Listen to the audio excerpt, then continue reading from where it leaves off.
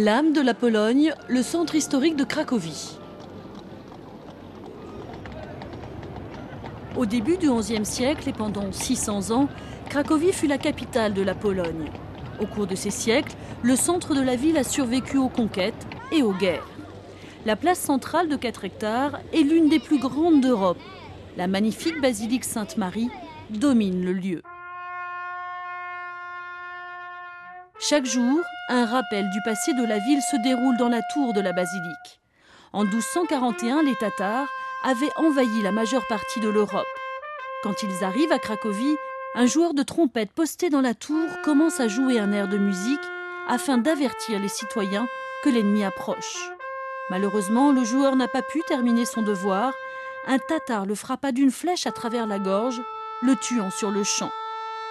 Aujourd'hui, la même musique se joue encore du haut de la tour et s'interrompt toujours au même moment quand le trompettiste trouve la mort. Les passants s'arrêtent pour écouter et se rappellent ainsi les hommes qui ont marqué leur passé. Les Tatars ont finalement été expulsés du pays. Le festival de l'Ashkonik se déroule chaque année en juin pour célébrer la défaite tatare de 1287. Pour commémorer cette libération, les gens portent les uniformes des Tatars vaincus et marchent à travers les rues de la ville. Ces costumes sont un rappel de l'histoire du pays.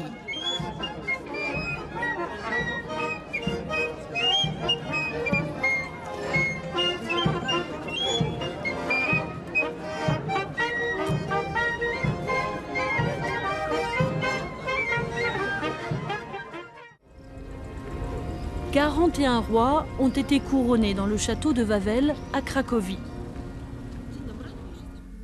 Dans la salle d'audience, le trône du roi est placé sur l'estrade d'honneur. Le plafond est fait de poutres en bois sombre, disposées en carrés techniquement parfaits. Dans le centre de chaque carré se trouve une tête en bois. Elles sont toutes différentes les unes des autres et représentent des gens du monde entier. On pense qu'elles ont été conçues pour intimider les visiteurs.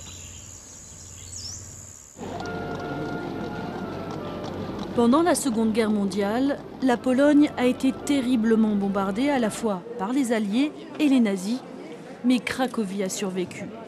Elle demeure une destination de prédilection pour les touristes.